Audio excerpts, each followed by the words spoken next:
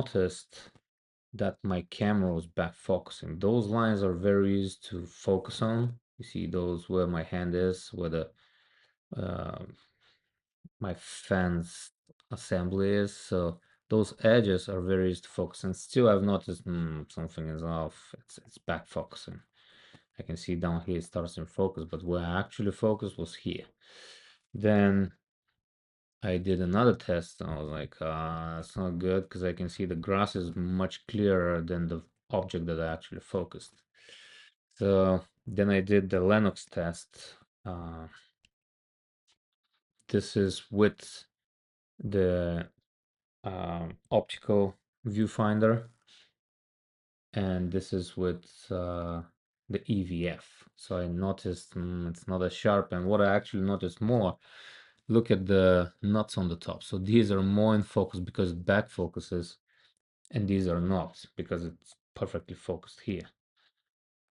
Then I checked my bicycle. I was like, no, that's not good. And once I did the focusing, I think that's the one that it's already fixed. Yep. So this one is with the fixed focusing. You can see both. No, this one was still a little bit back focusing, much better, but a little bit back focused. So I kept doing it. I kept checking the infinity. It was good. Actually, not infinity because it's too close, but that was the best I can do right now. And this is where they actually work very well. I was spot on focused on both. This is with the calibrated. After a couple of adjustments that I showed you how I did, that worked well. The nuts were blurred. The nuts here are same focus, so I liked it. This was EVF versus optical, and now this is where it gets. I measured. This was kind of a mid distance, long distance actually, but this line here was and these elements here, the hinges, were very easy to distinguish if I'm in focus or out of focus for that distance, and I can see I'm very good. I'm very happy with the result after the calibration. It's spot on. Then I did the short distance focusing. This is sitting on a chair because all the other ones were handheld. This is sitting on a chair using my calibration tool mat that you can actually get from my website. I'll put the link down below, but here, this one, I use it for two things. This thick line, I use it for vertical calibration, so I can see if I'm vertical calibrated, and then for the horizontal. So you can count even the tinier lines. So you can see I'm spot on the thick middle line. Then you can count 1, 2, and it becomes blurry. 1, 2, and the third one becomes blurry. This is a very angled shot, as you can see. So it's very easy to go forward or backward, but this is spot on the object, which is this. Then I moved, and that was at minimum focusing distance, which is 0.7 meters. This one is at 1.5, again sitting but handheld. You can see it's spot on, probably a little overexposed, but yeah, it is spot on. You can see the zero is very clearly defined. Then we went even further. This is at 2 meters. Again, very good. A little bit front focus, but I could barely see where I was focusing at this point because the dot is very little. You can see I can zoom out. It's hard. This is again close distance, very good. This was further back again, very good. I focused on an object which was about 1.5 meters away in a dark. Keep in mind that's in a dark. I used this nose here to focus. It worked very well again. I can see I'm not front focusing, I'm not back focusing. It's just spot on where I want it. So overall, the calibration worked very, very, very good. But this is the one at short distance is just spot on. You can literally count 2 lines up and 2 lines down. It is in focus.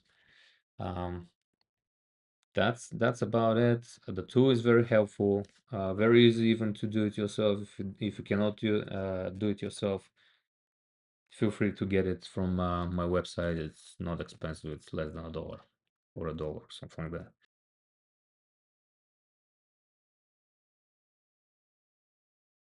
Here's how you can remove the red Leica logo. You see, I tried and already scratched it with a soft material like this plastic, kind of pushed it out. It did not work well. What I was doing is I use my heating gun, heating here, and I was trying to push it like this. The edge is too thick. You have to lift it up. It doesn't work like some people are saying with chopsticks or this and that. And I heated it quite a bit. So what you want to do is actually come with a very sharp cutter, very sharp. And what you want to do is come from one edge, just push a little bit. Push a little bit.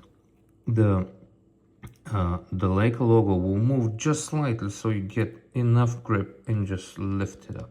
That's it. And you might have to do it a couple of times, and eventually it will come out. It's a very hard double-sided sticky scotch or glue. And now what I need to do is take my 2mm, because that's a 2mm hex, I think. So I'm gonna be adjusting my vertical alignment, and it doesn't affect your horizontal alignment, which is the one that the lens that is used for calibrating the close and the infinity focus. This one is purely cosmetic, but it will improve the focusing precision when it's vertically aligned well.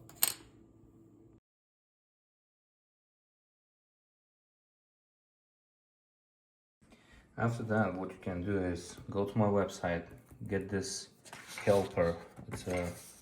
It's a ruler kind of to adjust your back, front focus, and vertical alignment. Use one of those tickle lines, like this one, for example, like these for the numbers, and look if it mismatches when you're in focus. That's how you're gonna verify the alignment. Position the camera comfortably to your eye, and if it's below or you see this line doubled, that means you're still misaligned vertically. So keep doing it until it's perfectly aligned, perfectly, just one solid, very contrasty line. Otherwise, it's gonna be kind of blurry. What it will do is it's gonna help you focus with exact precision, like I have it right now. So you can see the 2's a little blurry, 0 is tack-sharp. So yep, do the vertical alignment before you do any other horizontal alignments, because without the vertical you're guessing. Yeah.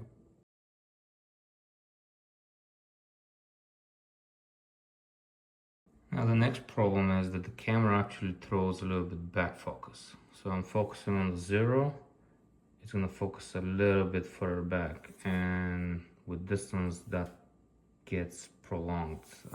Not that bad, I would say, but if you want it perfectly, you're gonna have to adjust the horizontal focus. Now that we have perfectly aligned the vertical focus, horizontal focus you adjust it by taking the lens out, and on the bottom you have 2 screws, one flat head which will untie and tie the arm, and that's how you control how long the arm is, which calibrates that throwing of the back focus. But there is another one on the round gear wheel that is a hex, and that controls your infinity focus. Now my infinity focus is perfect. What most likely will happen is once I change the arm, I will have to readapt the infinity focus. So this is how it's done. This wheel is the infinity focus. This is your infinity focus.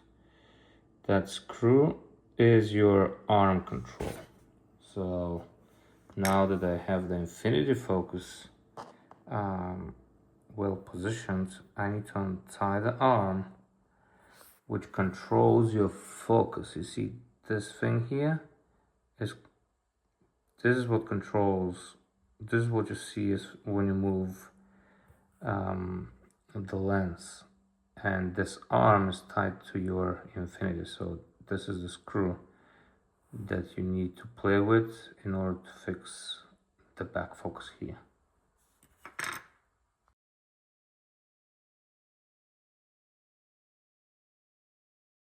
First, what I'm gonna do is, so the hex is 2mm, the same as we used behind the to control the vertical element.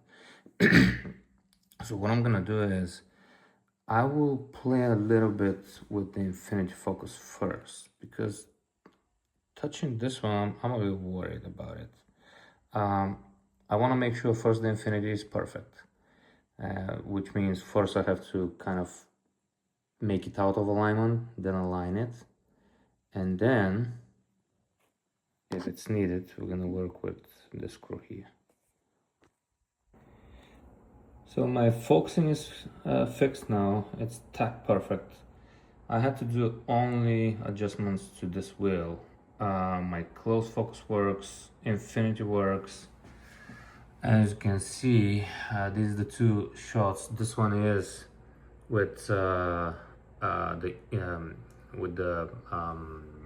optical viewfinder, and this is with the EVF. So they are exactly the same. Actually, this one I got it even better than this one.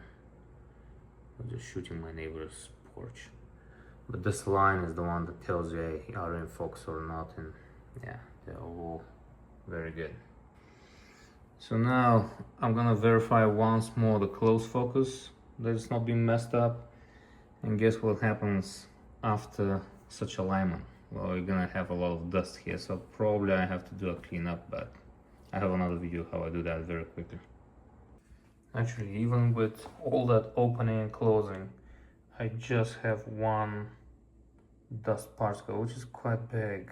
Believe it or not, it seems small, but if you focus wide open, it kind of makes it so big that sometimes you're gonna see it, and it's actually right in the area that I don't want to see it. I'm gonna leave it for right now. I'm gonna test the camera first, and then if I have to, I'll clean it. It might be the lens actually, so I have to clean the lens too.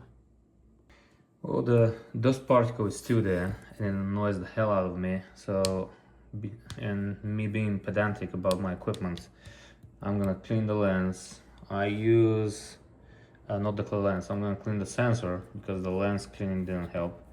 I use DSLR Pro Kit, the lens pen. See, a lot of people have a problem with that. I don't, because those will be used only for that sensor cleaning, and the way I do it always works. No scratches, nothing. So I'm gonna do it, get that particle out, and I'm on my way shooting.